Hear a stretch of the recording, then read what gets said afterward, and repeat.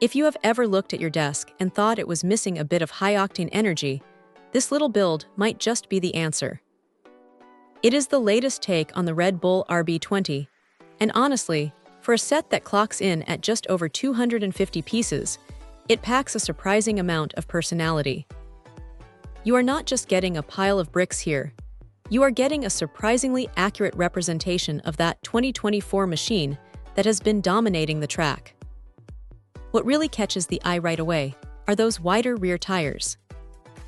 They actually have the Pirelli branding printed on them, which is a small touch, but it makes a massive difference in how the car looks once it is sitting on your shelf. The designers clearly spent some time getting the proportions right, especially around the halo bar and that rear wing assembly. It feels sturdy enough that you could probably give it a quick roll across your desk without anything falling off, which is more than you can say for some of these display-focused kits.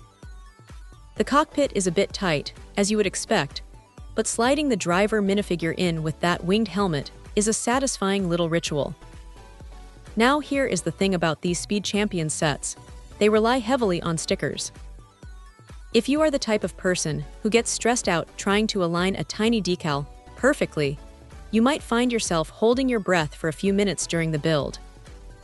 It is a bit of a trade-off for that authentic sponsor look, but it is worth it for the final result.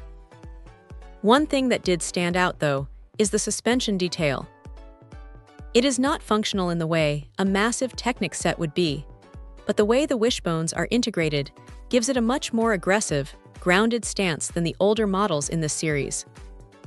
It is not a perfect replica, obviously. The scale is what it is, but it captures the spirit of the car perfectly.